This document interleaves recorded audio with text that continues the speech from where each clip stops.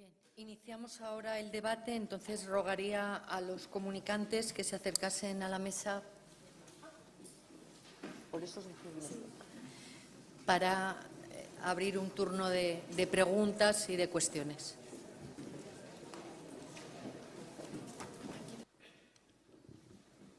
Sí, yo quería preguntarle a José Farrugía en torno a la expresión que ha utilizado de cómo se veía, ¿no?, la cultura guanche en esa definición de pueblos con una cultura de museo. Y sobre todo porque, claro, detrás de esa observación hay una realidad, y es que en España, en el Estado español, claro, las Islas Canarias representan una excepcionalidad histórica en la medida de unas poblaciones que eran anteriores a, digamos, el recuerdo histórico, la evidencia histórica que se muestra de una forma violenta con la conquista de la Corona de Castilla. Pero, ¿hasta qué punto esa visión de la cultura del museo no se perpetúa también, por ejemplo, en el montaje de la cueva pintada de Gáldar en la actualidad?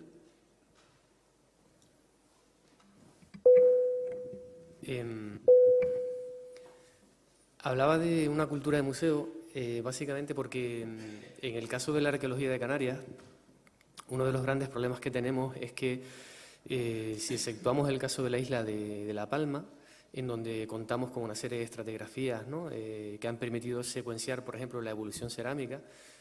También hay algunas, digamos, propuestas para la isla de Lanzarote. En la práctica totalidad del archipiélago tenemos una cultura material bastante conservadora, en el sentido de que, por ejemplo, las formas cerámicas en Tenerife, durante prácticamente 2 milenios de ocupación humana, no evolucionan, ¿no? Entonces, cuando empleaba el concepto de cultura de museo, lo decía en el sentido de que se han desarraigado esos materiales de los contextos originarios y no se ha sido capaz de darles un contexto temporal, porque, por ejemplo, en el siglo XIX, la incapacidad de los propios investigadores para ubicar temporalmente esos materiales les llevó a establecer comparaciones con marcos de referencias foráneos, en este caso el francés, ¿no? Y eso a la larga lo que propició fue que se desnaturalizara la propia realidad indígena canaria, ¿no?, al buscar un marco de referencia totalmente fuera de contexto y fuera de época, ¿no? A eso me refería un poco con la cultura de museo, ¿no? Digamos que lo que se perseguía era equiparar una realidad material a otra realidad material de otro contexto para insertarla dentro, ¿no?, de ese discurso museológico, acorde al que, por ejemplo, el de Paul Broca en París, ¿no?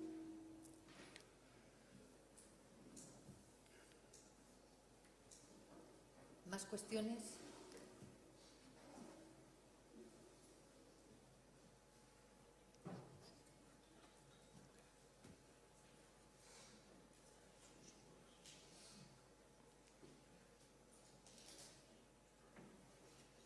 Bueno, pues parece que no hay más preguntas. Creo que a estas horas el debate está un poco de más, porque ya estamos muy cansados y nos volvemos más pacíficos. Entonces, pues seguiremos mañana con el Congreso. Muchas gracias por su asistencia y muchas gracias.